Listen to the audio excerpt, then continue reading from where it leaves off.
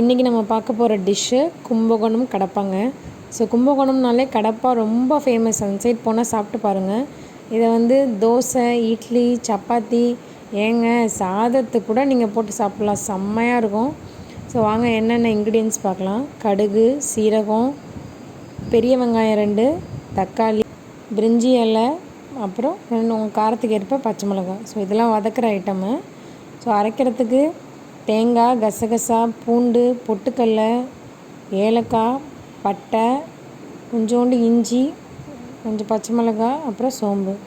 So இந்த இன்க்ரீடியன்ஸ்லாம் வந்து அரைக்கிறதுக்குங்க. அது தேவையான கடப்பா தேவையான இதெல்லாம் அரைச்சி வச்சுக்கோங்க. ஸோ இங்கே பாருங்கள், நான் என்ன பதத்தில் அரைச்சிருக்கேன்னு காட்டுறேன்.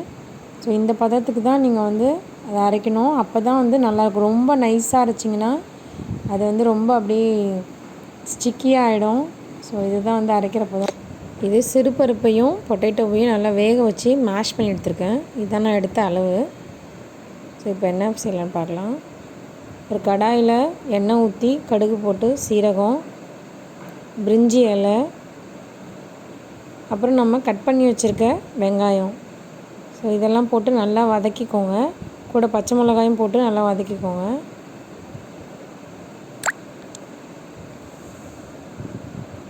ஸோ வதங்கிறதுக்காக கொஞ்சம் லைட்டாக உப்பு போட்டிருக்கேன்.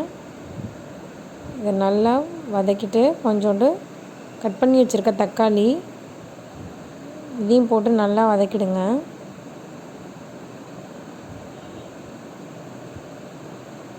இப்போ நம்ம அரைச்சி வச்சுருக்க அந்த இன்க்ரீடியன்ஸ்லாம் சொன்னோம் இல்லையா, ஸோ அதில் வந்து அதை ஊற்றிட்டு கொஞ்சம் அதில் தண்ணி கலந்து கொஞ்சம் ஊற்றிக்கோங்க, 1 டம்ளரு. ஸோ இப்போ நல்லா கொதிக்கணும். இப்போ கொஞ்சம் மஞ்சள்தூள் போட்டுக்கலாம். தூள் போட்டு நல்லா இங்கே பாருங்கள் பபுள்ஸாக வருது இல்லையா. ஸோ இந்த டைமில் நம்ம அந்த வேக வச்சு மேஷ் பண்ணி எடுத்தோம் இல்லையா, சிறுபருப்பும் பொட்டேட்டோவும், ஸோ அதை வந்து இங்கே பாருங்கள் பபுள்ஸாக வருதா. இந்த டைமில் வந்து நம்ம அதை சேர்க்கணும். ஸோ பொட்டேட்டோவும் சிறுபருப்பையும் மேஷ் பண்ணி எடுத்ததை இது கூட கலந்து நல்லா மிக்ஸ் பண்ணிக்கோங்க.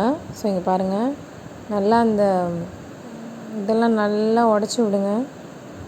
ஸோ ஃபுல்லாக மிக்ஸ் ஆகி கொஞ்சம் கெட்டியாக இருந்தால் எக்ஸ்ட்ரா 1 டம்ளர் தண்ணி ஊற்றிக்கோங்க. இந்த டைமில் கொஞ்சம் கருவேப்பிலை போடுங்க. கொத்தமல்லி இருந்தால் கொத்தமல்லியும் போடலாம். ஸோ என்கிட்ட கொத்தமல்லி இல்லைன்னு நான் கருவேப்பிலை போடுறேன். கொத்தமல்லி போட்டால் இன்னும் வாசனையாக இருக்கும். ஸோ நல்லா மூடி போட்டு நல்லா கொதிக்க வச்சுருங்க. அவ்வளோதாங்க, கடப்பா ரெடி. ஸோ நான் சொன்ன மாதிரி தோசை, இட்லி, சப்பாத்தி எது கூட வேணாலும் கும்பகோணம் கடப்பா தொட்டுக்கலாங்க. ஸோ நீங்கள் செஞ்சு பார்த்துட்டு சாப்பிட்டுட்டு கமெண்டில் சொல்லுங்கள். மறக்காமல் என் சேனலை சப்ஸ்கிரைப் பண்ணுங்கள். தேங்க்யூ.